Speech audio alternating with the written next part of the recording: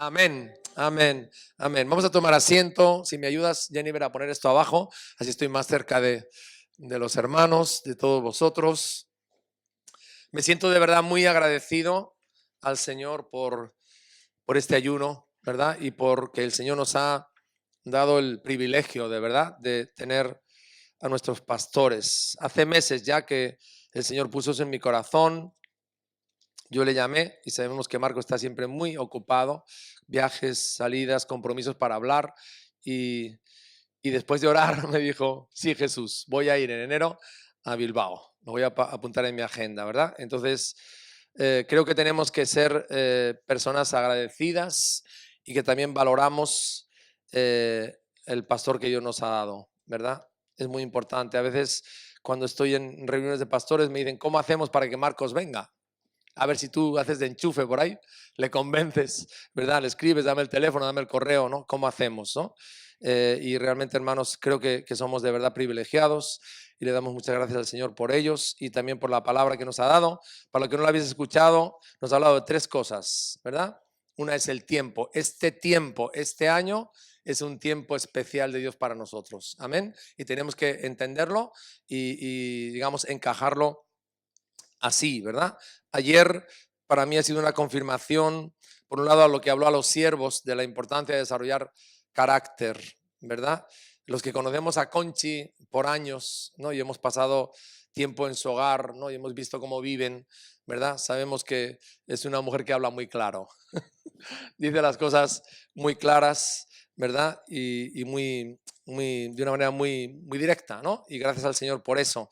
Y también, bueno, lo de anoche, no somos cartas abiertas, hermanos, ¿verdad? Somos cartas abiertas. Dios nos ha llamado a que podamos llevar su palabra donde estemos y poder atraer a otros a Jesús, ¿no? Y la palabra de esta mañana creo que todos la hemos entendido, la importancia de la iglesia, lo que es la iglesia, casa de Dios y puerta del cielo, ¿verdad? Con las 4 P's. Y cuando él me dijo que no se podía quedar porque tenía una serie de situaciones que atender, yo dije, Señor, ¿cómo cerramos este ayuno? ¿Qué es lo que tú, hay algo importante más que nos quieras decir, que tengamos que tener en cuenta, ¿verdad? Dios nos ha hablado en estos días, en la mañana, ministrando al Señor, una del ayuno de Daniel. ¿Por qué Daniel ayunó? ¿Y qué pasó con ese ayuno? Después, ¿por qué Jesús ayunó 40 días?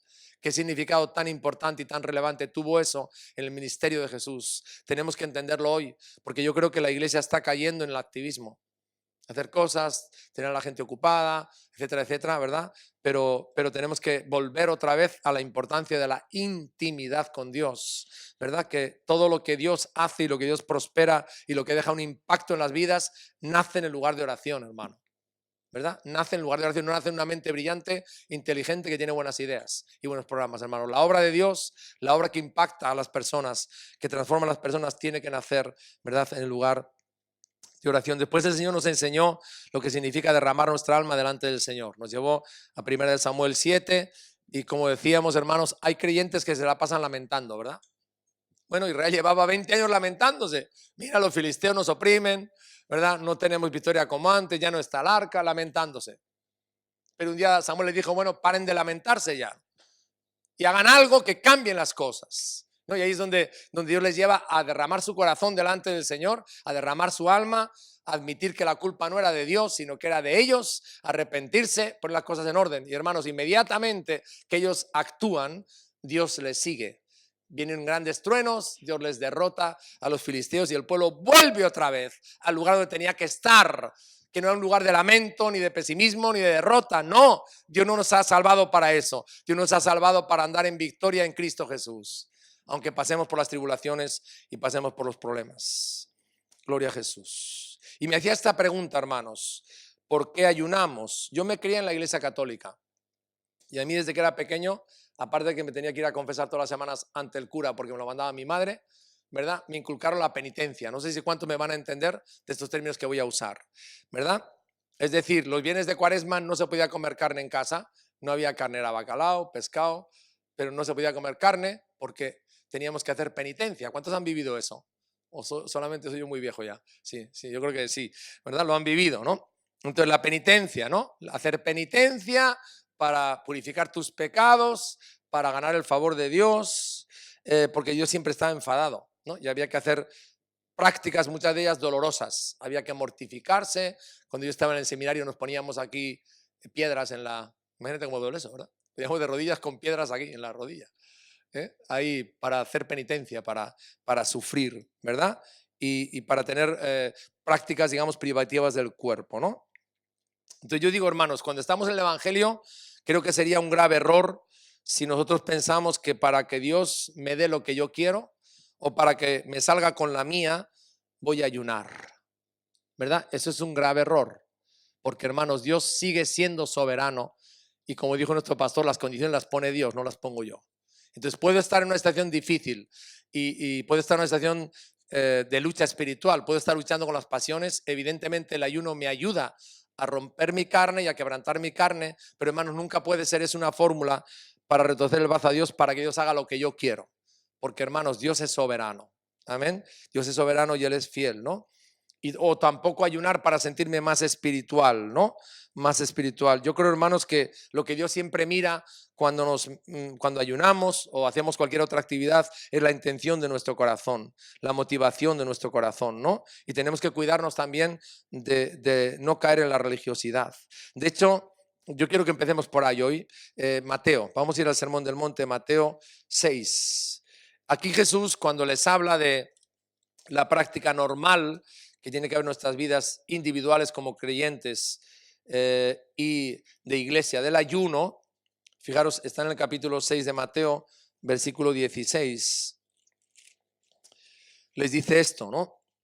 Les dice, cuando ayunéis, no seáis austeros como los hipócritas, porque ellos demudan sus rostros para mostrar a los hombres que ayunan.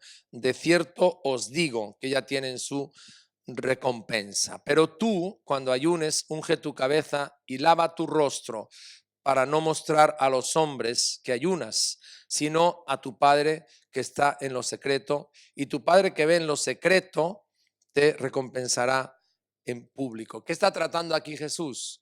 Jesús está tratando aquí cuáles eran las verdaderas motivaciones de ellos al ayunar. Y utiliza una palabra, ¿no?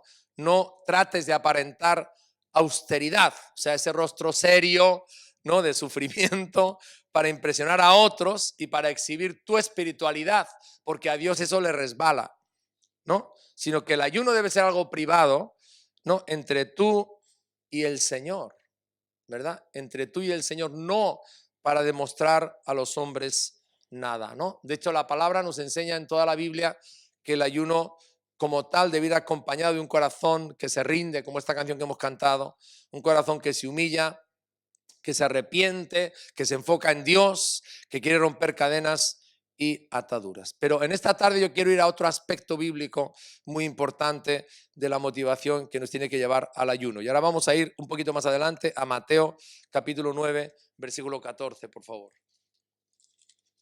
Mateo capítulo 9, versículo 14. Dice, entonces vinieron a él los discípulos de Juan diciendo, ¿por qué nosotros y los fariseos ayunamos muchas veces y tus discípulos no ayunan? Imaginaos qué pregunta más provocativa. Nosotros y los fariseos ayunamos muchas veces, pero estos discípulos tuyos no ayunan. Y Jesús, yo me lo imagino tranquilo, sosegado, mirándoles a los ojos, como era tan hábil, no les da la respuesta, les hace otra pregunta, ¿verdad? Les devuelve. Y dice, ¿acaso pueden los que están de bodas tener luto entre tanto que el esposo está con ellos? Pero vendrán días cuando el esposo les será quitado y entonces ayunarán. Nadie pone remiendo de paño nuevo en vestido viejo, porque tal remiendo tira del vestido y se hace peor la rotura. Ni echan vino nuevo en odres viejos. De otra manera, los odres se rompen y el vino se derrama y los odres se pierden.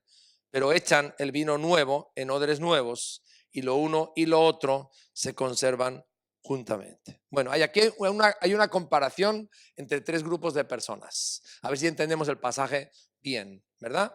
Uno son los discípulos de Juan, es un grupo de personas definido. El otro grupo son los fariseos, también muy definido y muy señalado delante de Jesús. Y el otro grupo son los discípulos de Jesús. Entonces, ¿quiénes hacen la pregunta aquí? ¿Quiénes lanzan la puya? Bueno, son los discípulos de Juan, ¿no?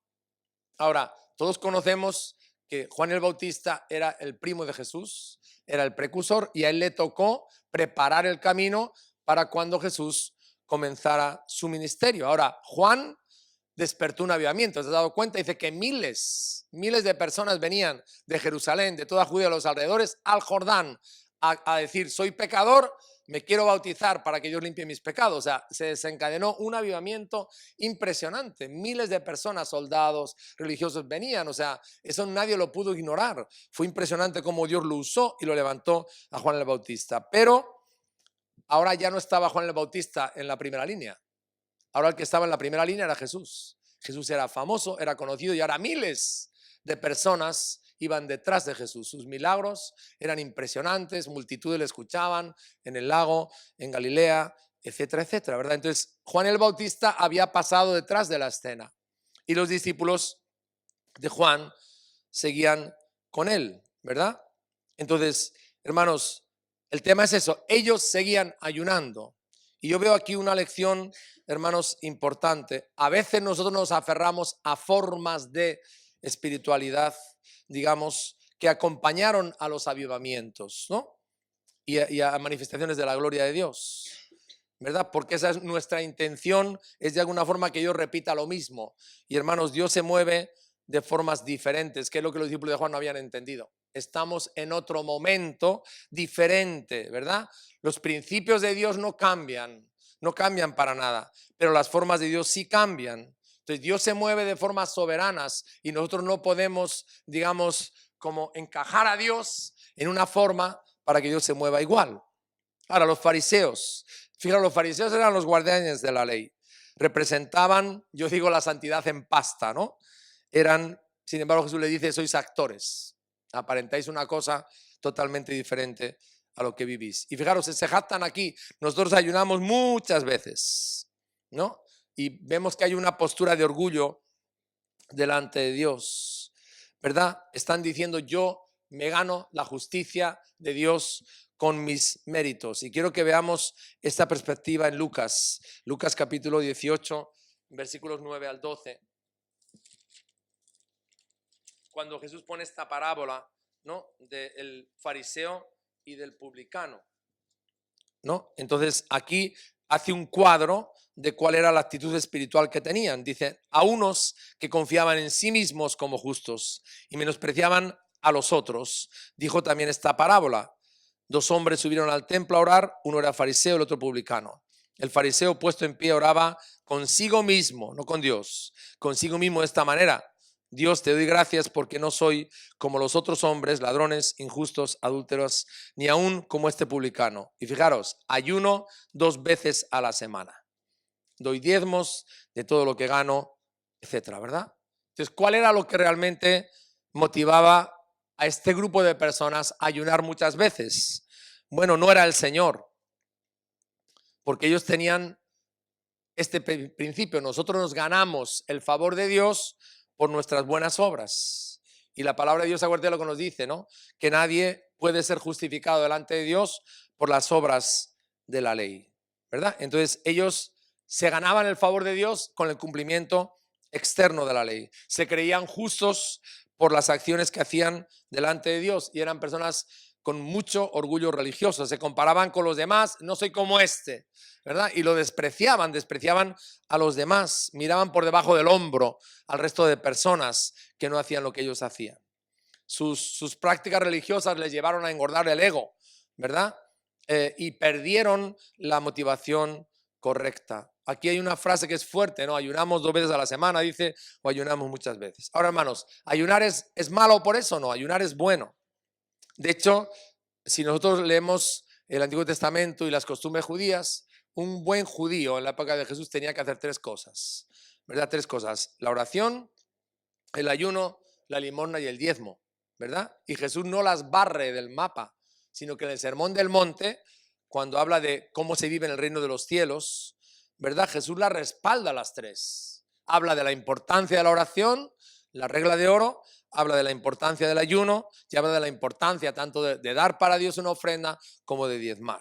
Ahora, hermanos, el problema no está en el ayuno como hábito, el problema está en por qué ayunamos? ¿Cuál es la intención y la actitud de nuestro corazón? Porque, ¿sabéis? Los seres humanos muchas veces nos dejamos impresionar por la apariencia externa, ¿verdad? La apariencia externa de las personas. Pero Dios, ¿qué mira, hermanos? Eso le dijo el Señor a Samuel, ¿verdad? Miró por todos, el más grande, el más impresionante de todos los hijos, ¿verdad? Del padre de David. Y le dijo, no, falta uno que no es tan alto ni tan grande, apenas es un adolescente. Mándalo traer, ¿no? Porque el Señor no mira lo que mira al hombre, lo externo, lo aparente. Dios mira el corazón. Y esta mañana oíamos, tenía un corazón como el corazón de Dios. Entonces, hermanos, ¿cuál es el problema aquí? Los fariseos ayunaban, sí, muchas veces, pero habían perdido los principios de la ley, la esencia de la ley y el corazón de Dios. Por eso Jesús en el Sermón del Monte, ¿qué les dice? Habéis oído que fue dicho. Eso es lo que repiten los fariseos y los escribas todos los sábados en la sinagoga. Pero yo os digo, Jesús les hace volver a cuál es la esencia de la ley. Cuando Dios nos dio la ley de su corazón, quiso reflejar su santidad en nuestra conducta. Y los fariseos, hermanos, habían pedido la esencia, o sea, se habían quedado con la cáscara de la naranja y habían perdido el zumo y la fruta de dentro, ¿verdad? Eso es lo que os está diciendo aquí. Os habéis quedado con la cáscara. Eso es lo que hay en vuestra vida.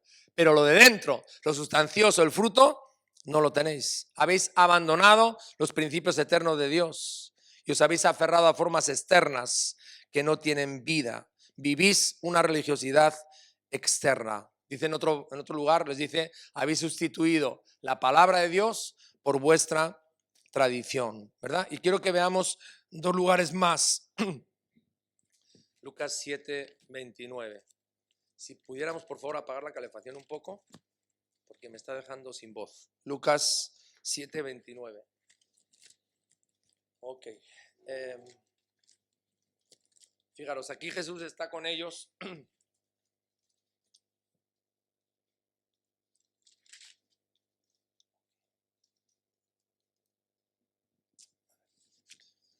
Lucas 7,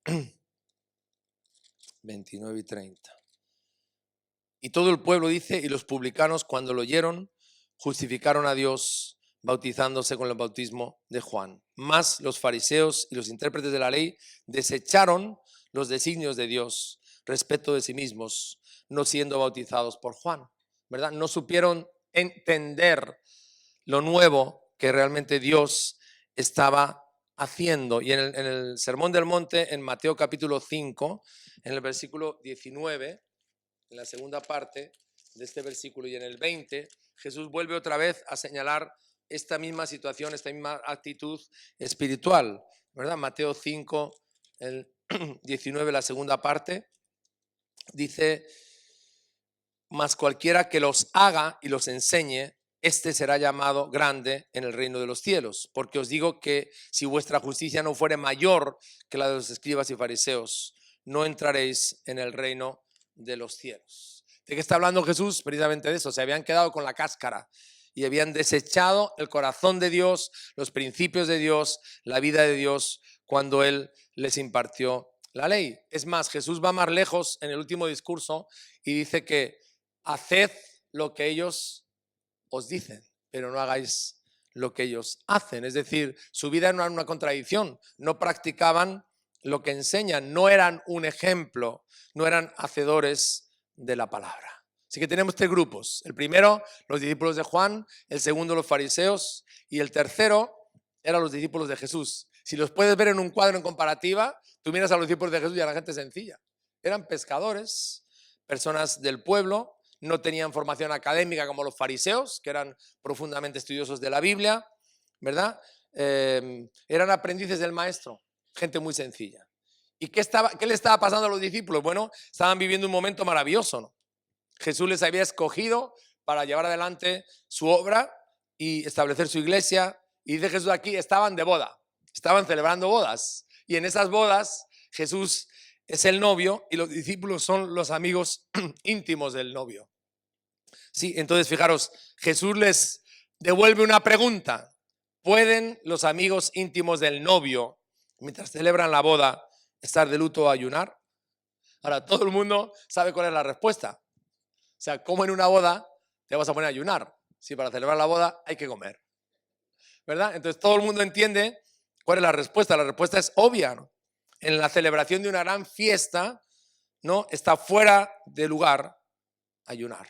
Ahora, yo quiero explicarles un poquito cómo celebraban los judíos las bodas, porque claro, nosotros tenemos el esquema de la boda nuestra, pero las bodas no eran así como las nuestras, ¿no? En las bodas de Caná, por ejemplo, celebraron tanto que se quedaron sin vino. Y cuando Jesús hace el milagro, lo hace al final. Entonces, ¿cuántos días habían celebrado? Porque dice, hombre, vaya contigo, ¿no? O sea, pones el mejor vino al final. No, el mejor vino se pone al principio, para que luego ya cuando esté en piripis, pues ya le ponen el vino malo, ¿no? Entonces, ahí está la cuestión. ¿Cuánto celebraban en la boda, no? Bueno, en las bodas judías echaban la casa por la ventana. O sea, celebraban a lo grande, eran bodorrios. Normalmente duraban 7 días. Imaginaos. Era una ocasión muy especial, una semana entera después de la ceremonia, en la casa del novio. Entonces se hacía la boda y con el novio, y vemos las parábolas, estaban los amigos íntimos del novio y evidentemente los recién casados, los esposos que les trataban como reyes. Entonces, ¿qué hacían los amigos íntimos del novio? Pues hacían el bodorrio, celebraban, cantaban, traían músicos, etc. Ellos se encargaban de que la boda fuera realmente por todo lo alto, ¿no? La celebración. Entonces, ¿cómo va a caber en una boda así el luto o el ayuno? ¿Verdad? Entonces, les dice a estos dos grupos, ¿verdad? A los discípulos de Juan y a los fariseos, les dice, mira, lo que nosotros estamos viviendo ahora, mis discípulos y yo, es una tremenda boda. Es una gran fiesta, ¿verdad? Es una manifestación poderosa del reino de Dios, del Hijo de Dios. ¿Sí? Ahora, vendrá un momento cuando yo vaya al cielo, cuando ascienda, ¿no? Un tiempo diferente. No este tiempo, será otro tiempo diferente. Y entonces mis discípulos también tendrán que ayunar. Habrá que pasar por el sufrimiento y habrá que pasar por la cruz, ¿verdad? Entonces, fijaros, Jesús usa un ejemplo muy sencillo para explicarles la diferencia que hay entre principios eternos que no cambian, ¿verdad? Y formas de espiritualidad que sí cambian de acuerdo a los lugares o a las épocas. Y usa dos ilustraciones muy fáciles y muy sencillas de entender. La primera es la tela. No, la tela. Y dice Jesús, nadie remienda un vestido viejo usando tela nueva. Y aquí están las de marketing de ropa. No, ¿por qué? ¿Qué es lo que va a pasar? Lo que va a pasar evidentemente es que el trozo de tela nueva, cuando tú lo lavas, tú lo coses y aparentemente bien. Cuando tú lo laves, ¿qué hace la tela nueva? Tira de la tela vieja, ¿no? Y al final dice Jesús, se arruinan los dos, ¿no? La tela nueva que no ha servido para nada y la tela vieja que queda peor todavía. Entonces, ¿cuál es la solución? Dice Jesús, desechar el vestido viejo y comprarse uno nuevo. Y luego les pone otro ejemplo, también muy conocido para la gente de Jesús, los cueros de vino. En esa época no se echaba el vino en barriles, ¿no? Ni en cubas de roble como hoy, sino que el vino se curaba en unos pellejos o cueros de vino que normalmente estaban hechos con piel de vaca. Bien, entonces todos los que conocéis un poquito del vino, sabéis que el vino pues es el mosto recolectado de la cepa, ¿no? Cuando tú recolectas en octubre el mosto, te das cuenta que el mosto tiene un montón de glucosa y que esa glucosa fermenta y la glucosa se transforma en alcohol.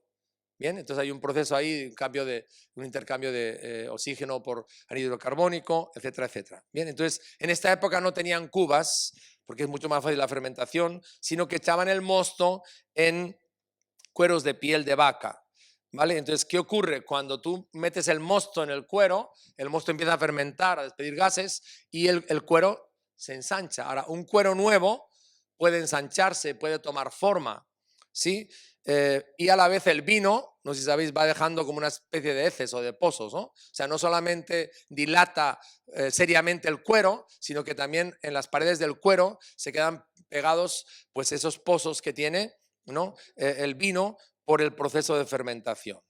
Bien, entonces dice Jesús aquí, si yo cojo el mosto que lo he hecho para fermentar y convertirse en vino en un cuero viejo, ¿qué va a pasar con el cuero viejo? Ya dilató. Ya dilató, en cuanto empiecen los gases a moverse, evidentemente, ¿qué va a pasar con el cuero? Se va a reventar y se va a verter todo el mosto. Luego, por tanto, perdemos el mosto nuevo y perdemos también el cuero viejo, ¿verdad? Bien, eso es lo que Jesús plantea aquí y todos lo entienden. Entonces, aquí hay una pregunta que nos tenemos que hacer. Vale, ¿cómo rehusaban los cueros? Porque la gente rehusaba los cueros. Un cuero que había tenido ya el mosto, había hecho el vino, no lo tiraban, lo rehusaban. Es muy interesante leer esta costumbre. Y es que lo que hacían con el cuero es que lo volvían a descoser y lo limpiaban, ¿no? Lo limpiaban metiéndolo en agua, ¿no? Para que despidiera con meses todas las heces del vino y luego lo trataban con aceite. Entonces el cuero se quedaba limpio para que otra vez pudiera fermentar mosto y era dilatado, ¿no? Era dilatado, o sea, perdón, recuperaba la flexibilidad.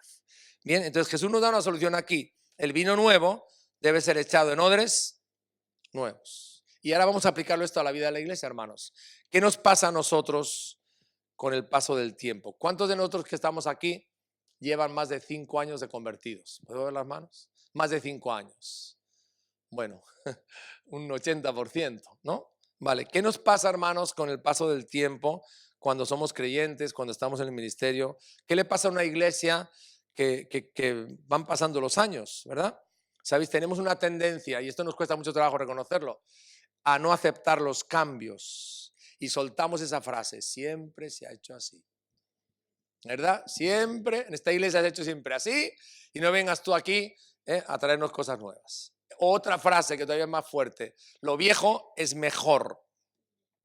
Entonces, hermanos, nosotros con el paso de los años, y esto hay que analizarse a uno mismo, tendemos a cerrarnos a lo nuevo de Dios. Yo recuerdo un profesor del seminario, que era un hombre muy usado por Dios en milagros y sanidades, y me decía: Jesús, no te olvides cuando seas pastor, las personas por naturaleza nos resistimos a los cambios, no queremos cambiar. A veces cambiamos solo cuando el dolor nos ha sacudido y digo: Señor, me rindo, manos arriba, pero es porque ya la cosa no la podemos aguantar. Entonces, el ser humano por naturaleza se resiste al cambio. Nos aferramos a las viejas formas, no a los principios, sino a las viejas formas de hacer las cosas. Pensamos que las formas no pueden cambiar, ¿verdad? Para poder mantener el principio. Y recuerda esto, el principio es inmutable, es eterno, y la forma es temporal, pasajera y cambiable siempre, ¿verdad? Ahora, tú analizas a Jesús y te das cuenta de esto. Obsérvalo, Jesús no hizo ningún milagro igual. ¿Te acuerdas? Cuando sanó a los sordomudos, lo hizo de diferentes formas. Algunas de ellas un poco así, ¿no? Escupir y hacer barro, un poco regular. Cuando tocó a los ciegos, no hizo siempre de la misma forma. Cuando sanó a los leprosos, tampoco. Y yo digo, hermanos, ¿por qué nosotros muchas veces nos metemos en la cabeza, ¿verdad? Que si no hacemos las cosas de esa forma, Dios no se va a mover, ¿verdad? Si el mover de Dios es algo atemporal, es un principio eterno y el Espíritu Santo sopla como quiere y cuando quiere, ¿verdad? Ahora, lo que a mí me ha tocado en este ayuno, hermano, yo lo que quiero compartirte es que Dios es un Dios de lo nuevo, que el Espíritu Santo no está estancado, hermanos, que el Espíritu Santo fluye, que el Espíritu Santo se mueve, ¿verdad? Como Él quiere. Cantábamos hace años por todo el mundo, el Espíritu de Dios se mueve y hay una gran revelación de la gloria del Señor, como las aguas cubren la mar. ¿Cuántos han cantado ese corito, verdad?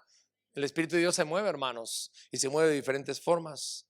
Ahora, yo quiero que vayamos a Isaías, a unos versículos que conocemos bien sobre esto, sobre lo nuevo de Dios, que está en el capítulo 43, Isaías 43.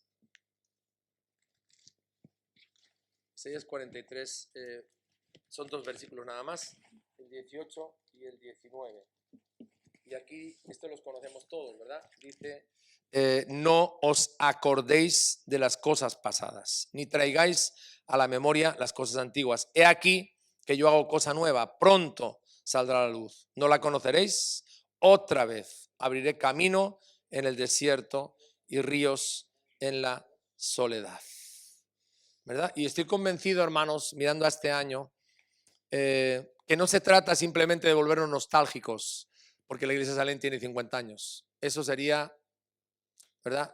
Una pérdida de tiempo, ¿no? Tenemos que recordar nuestro pasado, conocerlo también, nuestra identidad, y eso es bueno. Pero, hermanos, tenemos que entender que Dios es un Dios de futuro. Él no se ha estancado, Él sigue obrando. Amén. Él tiene planes para nuestra nación, Él tiene planes para tu vida, tiene planes para esta iglesia. Dios es un Dios que se está moviendo, está en marcha. Amén. Su Espíritu está obrando. Es un nuevo año, una nueva etapa, un nuevo tiempo. Para mí ha sido una exhortación muy bonita la del viernes, ¿verdad? Tenemos que conocer el tiempo. Hay tiempo para llorar, hay tiempo para reír, ¿verdad? Tenemos que conocer el tiempo, hermanos de Dios. El tiempo de lo que Dios está haciendo, dónde estamos, ¿verdad? Y hermanos, tengo la convicción de que el Espíritu de Dios quiere hacer cosas nuevas. Se quiere mover de formas nuevas. Entonces quiere darnos estrategias nuevas, formas nuevas para alcanzar, para evangelizar en esta generación. Y de hecho, hermanos, hay algo sorprendente en la Biblia. La iglesia que crece, siempre crece, porque Dios hace cosas nuevas. Eso nos cuesta trabajo meterlo aquí en la mollera, pero es así, hermanos. La iglesia de Dios viva, ¿no?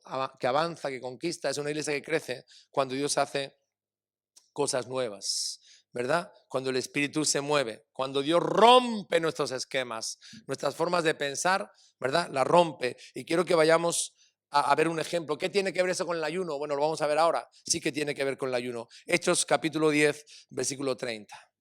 Aquí nos encontramos a un hombre en medio del ayuno, ¿no? Entendiendo y abriéndose a lo nuevo de Dios, recibiéndolo y haciendo un cambio tremendo en la historia de la iglesia que ha llegado hasta nosotros hoy. Un hombre, ¿verdad? En medio del ayuno, el ayuno le posibilita para centrarse y para abrirse a lo nuevo de Dios. Hechos 10, versículo 30. Dice aquí, entonces Cornelio dijo, hace 4 días que a esta hora yo estaba en ayunas. Cornelio no era un judío, no era un convertido, era simplemente un temeroso de Dios. Y a la hora novena, mientras oraba en mi casa, vi que se puso delante de mí un varón con vestido resplandeciente y dijo, Cornelio, tu oración ha sido oída y tus limosnas han sido recordadas delante de Dios. Y el 32 dice, envía pues a Jope y haz venir a Simón, el que tienes por sobrenombre Pedro, el cual mora en casa de Simón, un curtidor junto al mar, y cuando llegue él te hablará. Yo creo, hermanos, que el ayuno, si lo hacemos en la motivación de Dios, nos prepara para recibir lo nuevo de Dios. Porque fíjate, Cornelio se enfrenta ni más ni menos con unas barreras que llevaban siglos ahí. Y es que un gentil no podía entrar en casa de un judío porque era impuro, ¿verdad? Ni un judío entraba nunca ni pisaba la casa de un gentil. Y estamos ahora en un tiempo de la iglesia ha empezado, está creciendo, llena de judíos convertidos, ¿verdad? Pero viene el momento, llega la hora de la verdad. ¿Cómo derribamos esa barrera que está puesta ahí en la mente de todo el mundo para que realmente se cumpla la gran comisión y el plan de Dios, ¿no? El planteamiento de Dios? Entonces, hermanos, Cornelio es un hombre que se mete en ayuno con Dios, ¿verdad? Y que se prepara para que Dios le use a él y esas barreras caigan. Pedro, el gran apóstol Pedro, estaba aferrado, todavía era testarudo y tenaz, ¿verdad? Para no dejar que esas barreras cayeran. Él quería obedecer la gran comisión, llevar el evangelio a todas las naciones, a los gentiles, pero hermanos, Dios tuvo que traer aquí a una persona ajena a Pedro para que realmente esas barreras cayeran de una vez y para siempre, ¿verdad? Es decir, Dios había dicho en Isaías que los gentiles también tenían que formar parte de la iglesia, ¿verdad? También, pero ahí estaban ellos con sus barreras, ¿no? Con su esquema que no dejaban realmente, no se abrían lo que Dios quería hacer. Los gentiles tenían que ser partícipes, ser salvos también y recibir la llenura del Espíritu Santo. Es decir, Dios no les trataba de forma diferente, les trataba como a los judíos, porque Dios no hace acepción de personas. Ahora, yo quiero contextualizar esto. En el año 2000, del 2000 al 2005, empezasteis a llegar, no sé quién aquí fue el primero que llegó a España de los que estáis, pero empezasteis a llegar a nuestro país, ¿no? Muchos de vosotros de los diferentes países de Latinoamérica, de Rumanía, de diferentes sitios, pero sobre todo de Centro y Suramérica. ¿Sabes una cosa? Los pastores españoles no estábamos preparados para lo que Dios quería hacer. Y hay que confesar eso honestamente, ¿verdad? No estábamos preparados. Yo recuerdo muchas reuniones de pastores orando después de ver cuánta necesidad teníamos de gente convertida, porque pasamos una serie de años donde no se convertía nadie. Nosotros pasamos una etapa, está en Paco Irudi, yo diría de casi 15 años, que apenas venía gente a la iglesia, un domingo, otro domingo, hacíamos evangelismo, pero no veíamos. No como hoy en día, que hoy hemos tenido 10 personas nuevas, ¿verdad? Eso no nos pasaba. ¿Y saben lo que decían en las reuniones?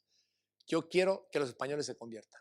O sea, esto que está pasando, estos que vienen, no, ¿verdad? Que se conviertan los españoles. Y el problema nuestro es que, como tenemos tantos prejuicios, veíamos al hermano que venía del otro lado como inferior, ¿verdad? Porque el orgullo nuestro español salta, ¿sí? Sin embargo, Dios, en su soberanía, yo miro para atrás ahora y me doy cuenta que Dios en su soberanía quebrantó nuestro orgullo y nuestros prejuicios e hizo algo impensable para los pastores españoles. Y es que la iglesia de España se revitalizara con hermanos traídos de otras latitudes, que para nosotros, en nuestra forma cultural de verles, eran inferiores, ¿verdad? Qué tremendo, ¿verdad? Y lo cierto es que si somos justos, tenemos que decir que vosotros viniendo aquí habéis sido usados por Dios para revitalizar la iglesia en España. Yo voy ahora mismo a la reunión nacional de Ferede, donde están representadas 3.600 iglesias, y veo más pastores de países latinos que pastores españoles. Pero así es la iglesia del Señor ahora. Te puede gustar más o menos, puede estar más de acuerdo o no, pero el rey de la iglesia, el pastor de la iglesia, el que lo hace, es él. Y él ha dicho, yo edificaré mi iglesia, por encima de tus prejuicios, por encima de tus conceptos, por encima de todo, ¿verdad? Dios ha revitalizado la iglesia trayendo del otro lado, bien lejos, ¿verdad? A vosotros, quizás, como dijo Marcos ayer, pensando en trabajar, en mejorar su vida, pero de hecho, ¿no? Dios os está usando. Entonces, hermanos, el crecimiento de la iglesia del Señor, te pongo este ejemplo que tú lo has vivido, viene cuando Dios hace algo nuevo. Y normalmente los seres humanos somos así. No resistimos muchas veces a lo nuevo de Dios. Nos cuesta mucho trabajo, ¿verdad? Porque yo no lo he imaginado así, no me lo he pensado así. En el colegio bíblico no me lo enseñaron y me dijeron, no, vete a pastorear que te va a pasar eso. No, Señor, no. Sino que Dios edifica su iglesia como quiere, hace las cosas como quiere y hace cosas nuevas, hermanos. Entendamos esto para que la iglesia crezca. Ahora, todos los que estamos aquí en esta noche queremos que esta iglesia crezca, ¿sí o no? El tema es si tenemos la mente abierta, si somos como Cornelio, a lo que Él quiere hacer nuevo este año, con nosotros, con tu vida, en tu grupo de hogar, en tu ministerio, en lo que Dios te ha dado, en el grupo de alabanza, en los niños, si estamos abiertos a lo nuevo que Dios quiere. Dios rompe esquemas. ¿Y saben cuál es el humor?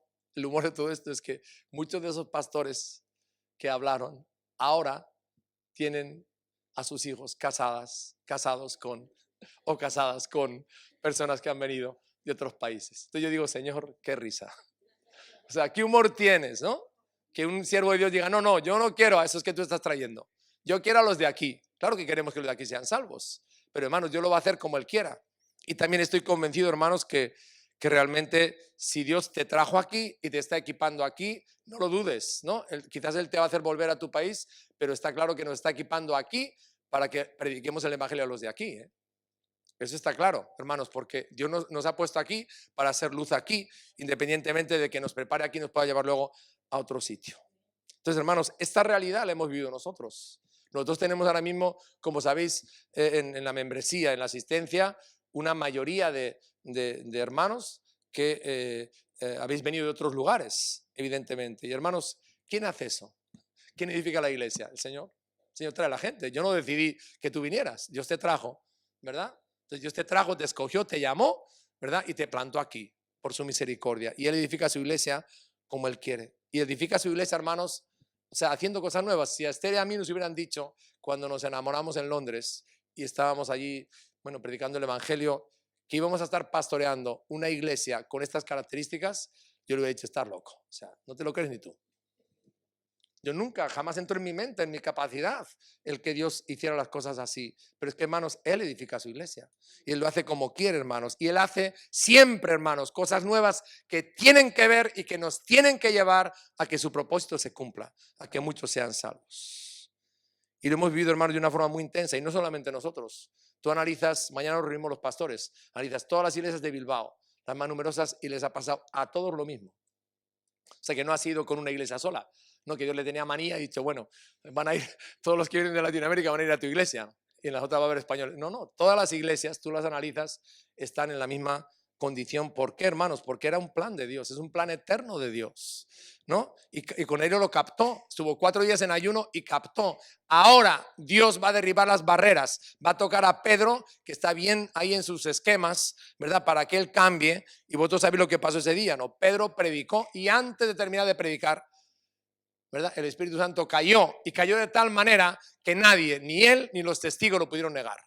Y él dice, ¿quién soy yo para impedir el bautismo a estos gentiles excluidos si Dios les ha tratado igual que a nosotros los judíos? Luego, si Dios les trata a ellos igual que a nosotros, ¿quién soy yo para impedir eso? Y hermano, eso es lo tremendo de Dios. Yo digo que es el humor de Dios, ¿no? Dios hace las cosas al revés de lo que yo pienso. Hace cosas nuevas, ¿verdad? Y son tan evidentes y tan contundentes, ¿verdad? Que no puedo negarlo, ¿verdad?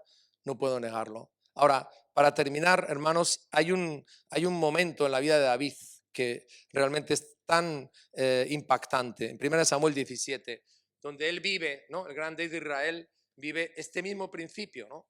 Este mismo principio, ¿no? Lo nuevo de Dios que produce un cambio y un crecimiento y un desarrollo de su reino y de su obra. 1 Samuel 17. 1 Samuel 17, versículo 38. Ahí aparece David, todos los soldados atemorizados, el rey también, y David le dice, no, hay una solución para este problema, ¿verdad? Este Goliat no se va a reír más de nosotros. Entonces, cuando están en esas, ¿quién va a pelear? ¿Cómo van a salir del entuerto que tienen? Versículo 38, fijaros lo que dice, y Saúl vistió a David con sus ropas y puso sobre su cabeza un casco de bronce y le armó de coraza. Y ciñó David su espada, la de Saúl, sobre sus vestidos y probó a andar porque nunca había hecho la prueba. Y dijo David a Saúl, yo no puedo andar con esto porque nunca lo practiqué. Y David echó de sí aquellas cosas y tomó su cayado en su mano. Escogió 5 piedras lisas del arroyo, las puso en el saco pastoril, en el zurrón que traía, y tomó su honda en su mano y se fue hacia el filisteo. Y todos sabemos, o sea, yo me imagino a David con la armadura de Saúl, ¿verdad? O sea, el muchacho, imposible, no había manera. Entonces, hermanos, Dios le quería dar una victoria, pero usando una forma diferente, totalmente distinta, ¿no? Usando a un muchacho, a un adolescente que rompía todas las normas militares, ¿verdad? Y todos los protocolos que tenían establecidos. Pero Dios quería dar la victoria con esa forma, haciendo algo nuevo, algo diferente, algo distinto. Y quiero cerrar, hermanos, con esto, ¿verdad? Le pido a Dios que uno de los resultados de este ayuno para nuestras vidas, y creo que el primero que a quien Dios está hablando y al cual Dios le pide esto es a nosotros como pastores, ¿verdad? Que nos abramos, que nos dispongamos a lo nuevo de Dios para su iglesia, para esta ciudad, porque tenemos por delante 2 campañas, para este país que ha empezado con un nuevo gobierno, ¿verdad? Podamos abrirnos a lo nuevo que Dios quiere hacer. Amén, podamos abrirnos. Porque una iglesia sana, recuerda esto siempre, crece cuando Dios hace cosas nuevas. Lo que más nos mata a la iglesia es la tradición y la rutina, ¿verdad? Cuando Dios hace algo nuevo, cuando el Espíritu de Dios se mueve de una forma fresca, de una forma nueva, entonces Él es glorificado y hay un crecimiento. Así que Dios nos dé gracia en este año, hermanos, para no limitarle a Él, ¿no? Porque Dios es revolucionario, ¿lo sabías? Pero es la revolución verdadera, sin sangre, sin víctimas. Dios trae la revolución poderosa de su Espíritu, haciendo cosas nuevas en medio de nosotros. Y quizás, hermanos, lo que nosotros necesitamos es lo que he dicho antes de los odres. Necesitamos que nuestro odre pueda estar remojado en el agua del Espíritu Santo y luego pueda ser tratado por Dios, porque el odre lo trataba en la piel para que le impregnara el aceite y recuperara la flexibilidad. Y yo creo, hermanos, que eso es algo tan maravilloso, ¿no? Cuando el Espíritu Santo nos lava, nos limpia hasta lo más profundo y nos unge, ¿verdad? Y recuperamos esa flexibilidad espiritual maravillosa. Gloria al nombre de Jesús. Aleluya. Muy bien, yo quiero que tengamos un tiempo para orar al Señor por esta palabra, ¿verdad? Para pedirle al Señor que realmente nos ayude a entender este principio, ¿verdad? Que este tiempo que hemos buscado su rostro en el ayuno nos prepare, nos disponga. Jennifer, vamos a pasar, por favor, aquí y vamos a coger esta canción que todos sabemos, es muy fácil, que dice: sendas Dios hará donde piensas que no hay. Yo creo, hermanos, que en este nuevo año Él tiene almas nuevas que va a traer, Él tiene hogares nuevos que se van a abrir, ¿verdad? Él tiene palabra fresca para la iglesia, Él tiene dispensaciones de su presencia, de su gracia con los niños, con los jóvenes, con esta ciudad. Dios está en movimiento, hermanos. Dios está en movimiento, Dios está en acción. Su reino no para, su reino avanza, ¿verdad? Lo importante es que nosotros estemos con esa disposición de corazón, ¿no? De lo nuevo que Dios quiere hacer y nos abramos a eso. Y si en esta noche necesitamos, ¿verdad? Que su limpieza, ¿no? Nos profundice en el corazón y que su aceite, ¿verdad? Nos engrase y nos haga recuperar esa flexibilidad a lo nuevo que Dios quiere hacer, pues digámoselo al Señor. Aleluya, digámoselo al Señor.